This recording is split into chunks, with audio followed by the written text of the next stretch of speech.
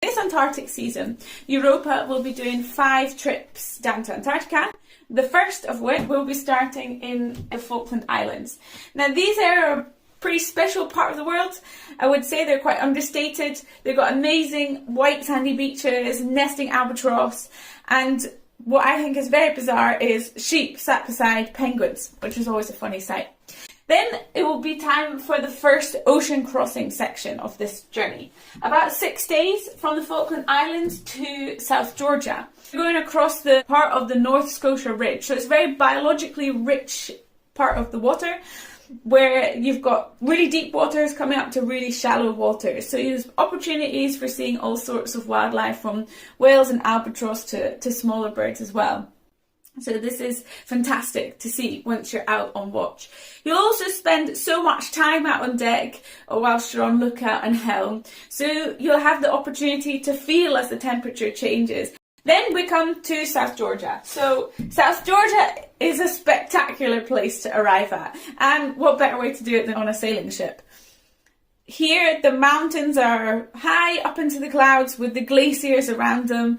There's also a kind of lonely and sad feeling around the old whaling remains, rusting bits of machinery and graves. But a fascinating part of the history of South Georgia as well, when men and often their families would come down to South Georgia and work here to make a living.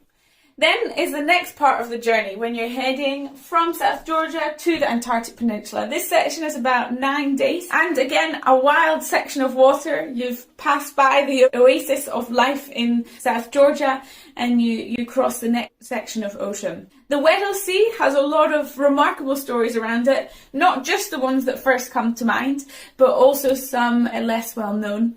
And it's a place where there's loads of ice and wild Katabatic winds. I think every time I go here it seems quite different and like there's so much more to explore.